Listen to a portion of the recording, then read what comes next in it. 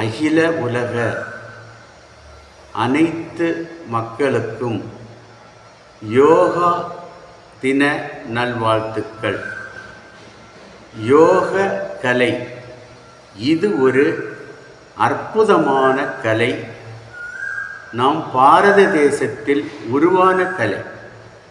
நாம் உடற்பயிற்சி கூடத்திற்கு சென்றோம் என்றால் உடல் மட்டும்தான் வலிமை பெறும்.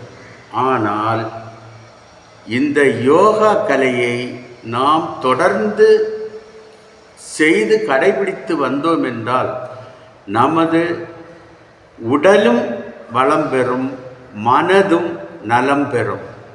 இந்த கலையை பயன்படுத்தித்தான் நாம் முனிவர்களும் ஞானிகளும் சித்தர்களும் இறைவனை நேரில் கண்டார்கள். நீண்ட காலம் நோய் நொடி இல்லாமல் வாழ்ந்தார்கள். உதாரணத்துக்கு நமக்கு எல்லோருக்கும் தெரிந்த இராமாயணத்தில் வருகின்ற தசரத மன்னர். இந்த தசரத மன்னர் 2000 ஆண்டுகளுக்கு மேல் வாழ்ந்ததாக நமது புராணங்கள் சொல்கின்றன. இந்த கலைக்கு தேச வேறுபாடோ ஜாதி வேறுபாடோ மத வேறுபாடோ கிடையவே கிடையாது. யார் வேண்டுமானாலும் செய்யலாம். உடல் நலம் நன்றாக இருக்கும். இந்த கலையை யுகங்கள் தோறும் இருந்து வந்தாலும் இதை யாரும் தீர்க்கமாக இதை கற்றுக்கொண்டு செய்ய வேண்டும் என்று சொல்லவில்லை. ஆனால் இப்பொழுது இருக்கின்ற தலைவர்கள் இதன் அருமை பெருமைகளை தெரிந்து நாம் கற்றுக்கொண்டது இந்த அகிலத்தில் உள்ள மக்கள் அனைவருக்கும் கிடைக்க வேண்டும் என்று எல்லோரும் கடைபிடித்து வாழ வேண்டும் என்று எண்ணி நாம் பாரத தேசத்தில் தோன்றிய ஒரு அற்புத கலையை அனைவருக்கும் பயன்பெற வேண்டும் நல்ல எண்ணத்தில் இதை சர்வதேச கலை என்று எடுத்து சென்றார்கள். இந்த பாரத தேசத்தில் உருவான ஒரு கலை சர்வதேச அளவில் சென்றவுடன் அதன் நன்மைகளையும் அருமை பெருமைகளையும் அந்த மேற்கத்திய நாட்டில் உள்ளவர்கள் தெரிந்து கடைபிடித்து சிறப்பாக வாழ்க்கையை வாழ்ந்து கொண்டிருக்கிறார்கள். மேற்கத்திய நாடுகள் என்று சொன்னால் அமெரிக்கா, ஆஸ்திரேலியா, ஐரோப்பா,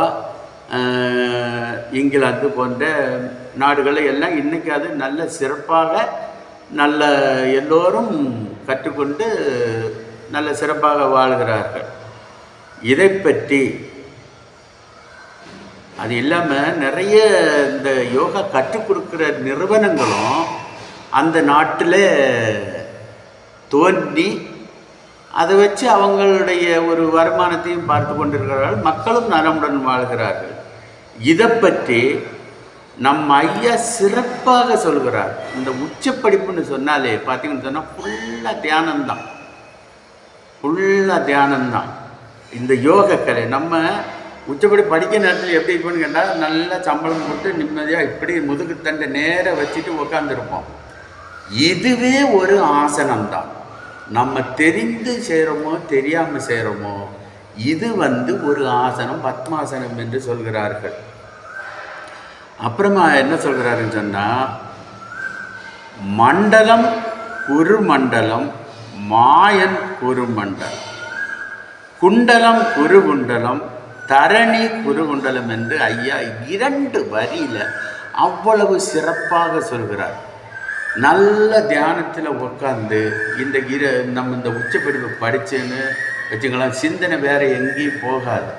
அப்போது இந்த குண்டலி சக்தி மேலே எழும்பி நம்ம மண்டலத்துக்கு வந்து நமக்கு அனைத்து சக்திகளையும் ஐயா தருவார். அப்போது நம்ம தியானத்தில் இருக்கணும், இந்த குண்டலி சக்தியை மேலே ஏற்ற வேண்டும். அப்போது மண்டலம் எல்லாம் செய்ய வேண்டும். இவ்வளோ சிறப்பாக சிம்பிளாக சொல்லி வச்சிருக்கிறாரு. புரியுதா? நம்ம எல்லோரும் உச்சி படிப்பை கண்டிப்பாக படிப்போம், இந்த பயன்களை எல்லாம் பெறுவோம், வளமுடனும் நலமுடனும் வாழ்வோம். அகில உலக மக்கள் அனைவருக்கும் மீண்டும் ஒரு சர்வதேச யோகா தின நல்வாழ்த்துக்கள். ஐயா உண்டு.